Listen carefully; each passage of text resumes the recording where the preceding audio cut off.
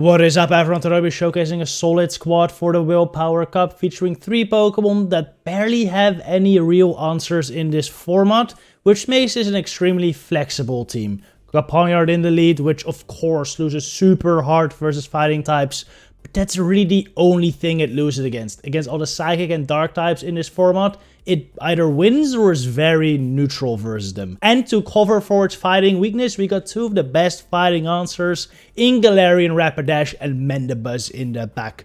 Galarian Rapidash, super strong Pokemon in this format. Mandibuzz is probably the best Pokemon in this format. With Air Slash, it does super well versus all the fighters, these against most of the Darks, and just destroys most Psychics. Really only has to worry about Pokemon like Tyranitar and Charm Liepard, which I don't expect we'll see that much. Anyway, let's get into this battle, starting with a Medicham lead. This is awful. Of course, I have to switch, and I switch to Mandibuzz, which will always be your pivot in this line, because it can lure out these dark poisons, which you really don't want to see on your Galarian Rapidash, of course. I shielded the first move, fully expecting him to always throw a Sludge Bomb there, but my opponent crunches, which is an insane bait call. Luckily, I don't get the debuff there, because that would be quite devastating. I'm gonna let this next one go, since I definitely don't want to go 2 shields down. And at this point, Mandibuzz is looking pretty decent here. These Dark Poisons have an okay matchup versus Mandibuzz, but with Air Slash, you should generally still be able to win out.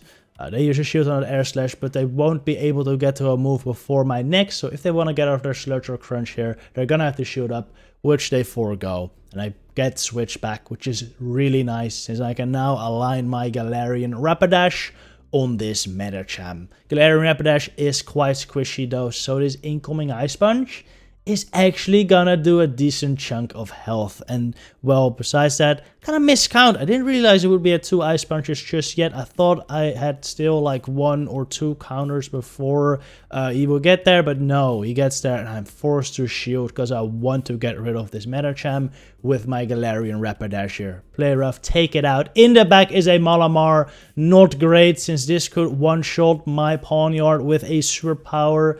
So I'm gonna have to try something here. Throw a Body Slam, get a shield there, and I switch in my Pawniard to drop the defense now to waste his energy. They're now 3 away from the next move, and we CMP, which Rapidash wins. So I get off the play rough, and this should knock out the Malamar. GG's. Next match, decent lead versus Sableye. This is a bait dependent matchup, but generally I would say it's in favor of Pawniard, since you are resisting these moves.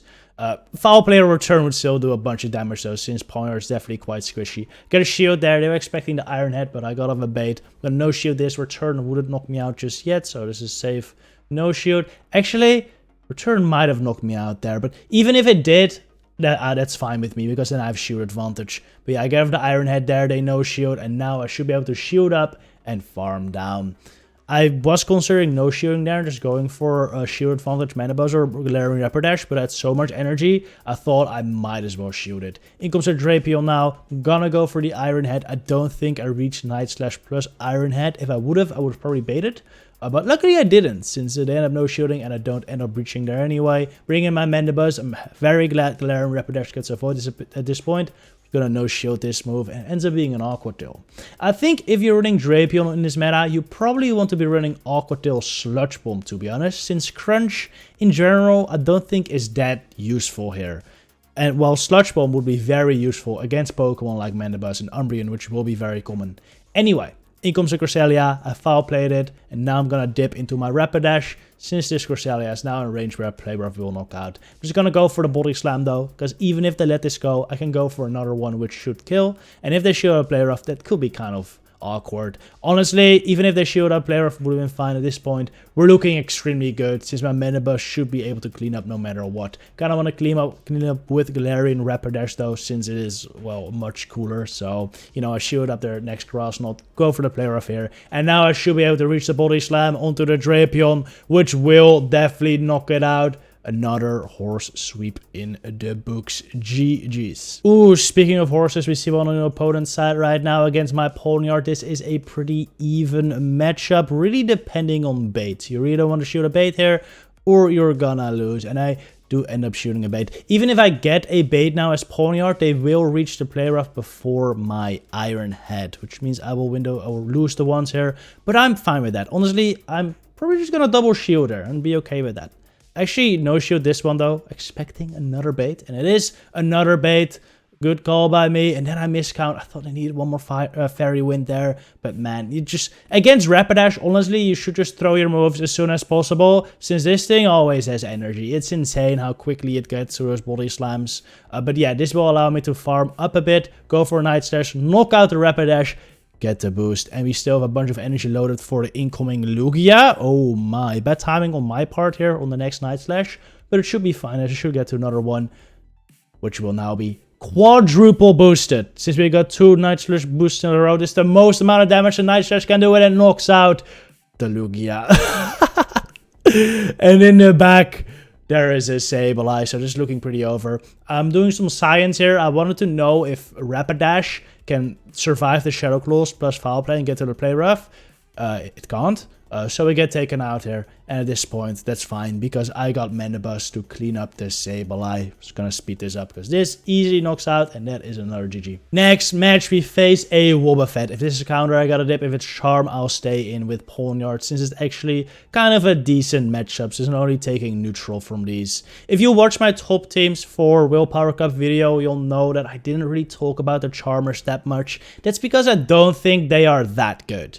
The only good Charmer, probably Wobbuffet, and that's not because it's Charm, it's just because it's a huge damage sponge. Like, if I farm up like 1,000,000 energy, they can just bring in Wobbuffet and eat it all like it's nothing. And that's the thing that makes Wobbuffet annoying, not Charm. I think all of the other Charmers are very disappointing, since in general they're quite squishy. They're either Psychic or Dark typing, or, well, in case of Galade, it's fighting Psychic, which means they take super effective from fighting, or from Ghost, or from Dark, or from Flying, and you just don't really beat the things you're supposed to beat with them. So I don't like them. Wobbuffet, though, as you can see, just eats up all these moves. Like, I get the 2 Night Slash here, they do pretty much nothing, and that's the thing that Wobbuffet does. Alright, this is a weird thing, what happened. That didn't really allow me to switch since I froze a little bit. It's supposed to be 13 turns for Iron Head, and they'd only done 12 Fury Cutters there. So I didn't think it could be an Iron Head, but it was. I think I lagged for like a turn there, which made that happen. But honestly, even if I didn't lag, I probably would have tried to call the Night Slash bait anyway, since that is what I was expecting. On the other hand, though, I probably should shield just to get over double body slam. But yeah, at that point, I was just expecting a Night Slash, since they'd only done 12 Fury Cutters. But anyway, I still have a chance here. Mandibuzz versus a Pawniard actually isn't that horrible. It's definitely not a great matchup, but as you can see, I make it quite close. Switch to Wobbuffet here. It's just a mirror coat. Like, it does nothing. Even a return wouldn't kill from here. This thing has like no shield pressure, so I'm not really that worried. I'm just gonna farm up a little bit, go for the foul play. Now I'm in trouble though. This Pawniard is not in farm range, so I gotta try to catch an Iron Head.